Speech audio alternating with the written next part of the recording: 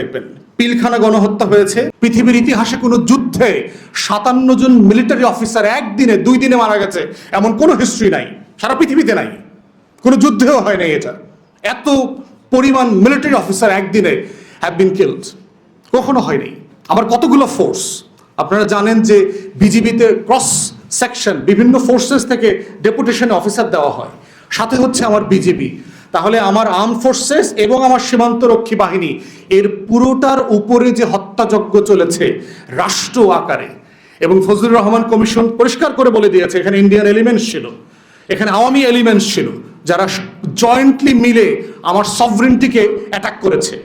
BDR এর সাবেক chief Moinul Hossain সাহেব ইন্টারভিউতে বলেছেন যে এখানে ইন্ডিয়ান এলিমেন্টস খুব পরিষ্কার করেছিল এবং আওয়ামী এলিমেন্টস ছিল, সবাই মিলেছিল। অসংখ্য এভিডেন্স আছে। ওখানে মিলিটারি অফিসার যিনি শহীদ হয়েছেন তার ওয়াইফ পরিষ্কার করে বলেছেন তাদেরকে যখন আক্রমণ করতে আসে তখন হিন্দি ভাষায় কথা বলছিল। ওলামায়ে কেরাম হেফাজতে যাদেরকে গ্রেফতার করা হয়েছিল তারা পর্যন্ত ইন্টারোগেশনের ব্যাপারে বলেছেন যাদেরকে হিন্দিতে ইন্টারোগেট করা হয়েছে। তাহলে এই পুরো বিষয়টা যে এটা ন্যাশনাল সিকিউরিটি প্রশ্ন, জাতীয় নিরাপত্তার প্রশ্ন, সভরেন্টির কোশ্চেন,